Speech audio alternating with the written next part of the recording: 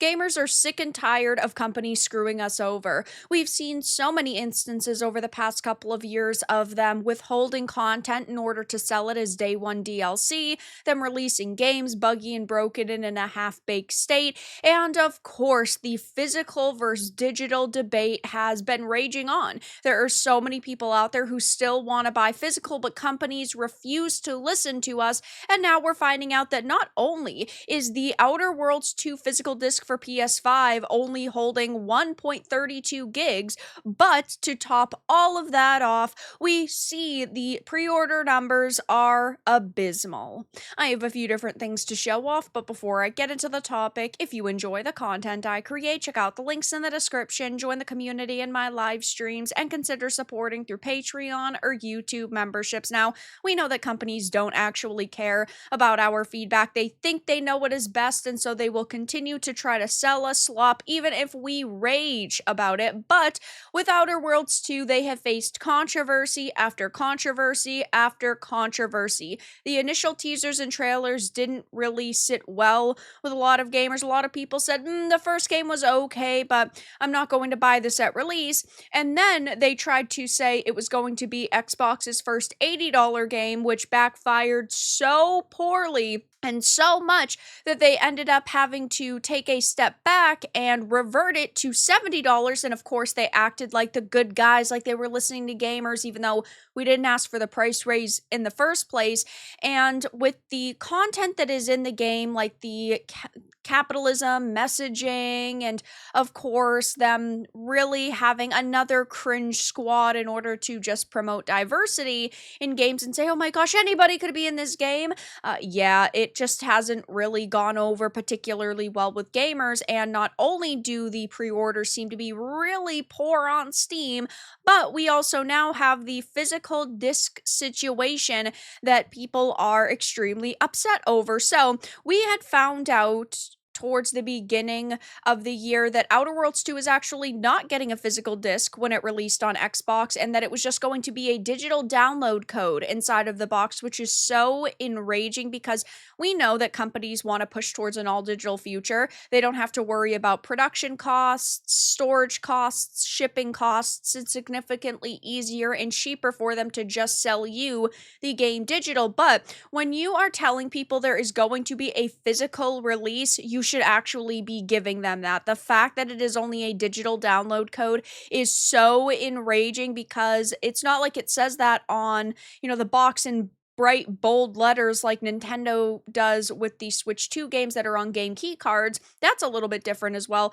Though we know that, of course, this is going to Game Pass day one. They want you to play it that way. They're trying to push people into just accepting an all digital future, though it is getting a actual disc on PS5, but even that is now surrounded in controversy because Xbox is shortchanging PS5 fans yet again with another shoddy physical release.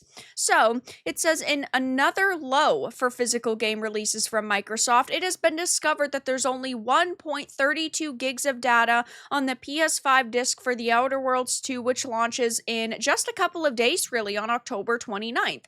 It says word comes from Does It Play, where an early physical PS5 copy reveals there's just this very low amount of data on the actual disc, which contains the 1.0 version, and then you'll need to download 71.6 gigs to actually play the RPG via a patch, which is just so sad to me because we expect companies to give us the bare minimum, and in this case, the bare minimum is giving us the game on the disc that we are going out to purchase. There's clearly a reason why people went out of their way to get the physical version. It's not because they want to have to just download 99.9% of the game, but now gamers are furious over this, saying, "Kay, this is absolutely infuriating. This means I won't be buying it. Guess I'll try it one day when it lands on PS Plus."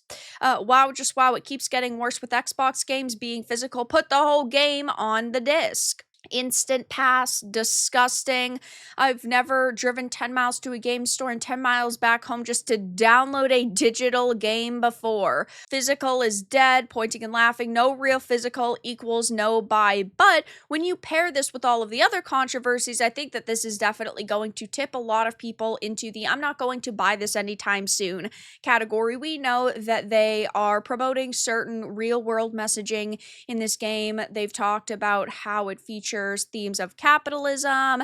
They've discussed how, a big theme behind the creation of this game was when they were purchased by Microsoft. You've got the Suicide Squad Kill the Justice League-esque characters in this, where instead of actually focusing on making really cool, unique characters, they said, well, we'll add one in this main squad of each different ethnicity and sexuality, and that will be good enough. You have to actually make a character cool, but instead they focused on DEI initiatives in this game instead of really good writing.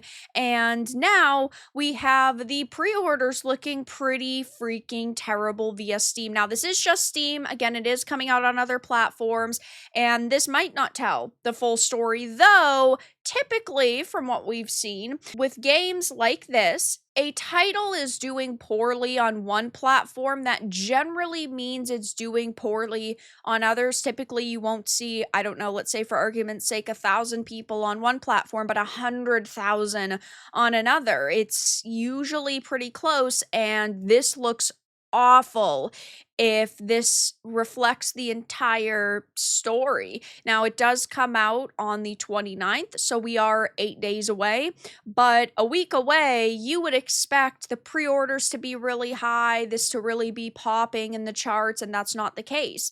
It's number 42 in top sellers, number 65 in top wish lists, number 163 in wish list activity, and it's got a measly 27,637 followers. That is really freaking bad. I mean, I really hate to be the bearer of bad news for the fans of this game, but Tales of the Shire, a title that came out not even that long ago, and its all-time peak was 6,723, has 42,900 followers. Suicide Squad Kill the Justice League, 44,119 followers. South of Midnight, another Xbox game, 43,126 followers. A brand new indie game that just came out, Escape from Duckov, 48,601 followers. This looks like a phenomenal game, but I think my point stands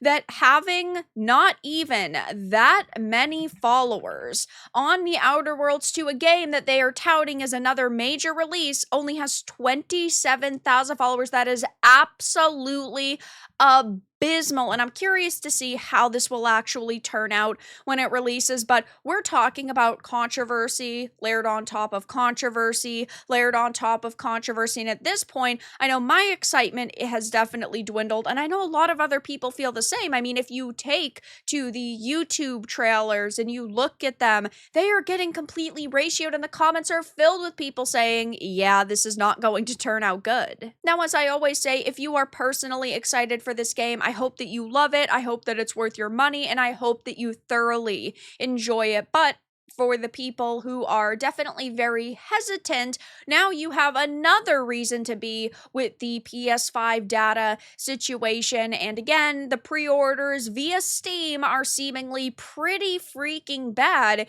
if we are judging based on the statistics that we already have. So I will definitely be keeping my eye on this situation. Maybe this title will come out, it will do absolutely phenomenal, but I have a feeling they are going to just talk about player numbers and not sales, and they're going to hide a lot of data, and they're not going to want to own up to their mistakes. But that's all that I really had to discuss in this video. Let everyone know your thoughts in the comments below. If you found this important and informative, make sure to give it a like. And if you didn't, give it a dislike. I appreciate your support either way, but I'll talk to you all again in the next video really soon.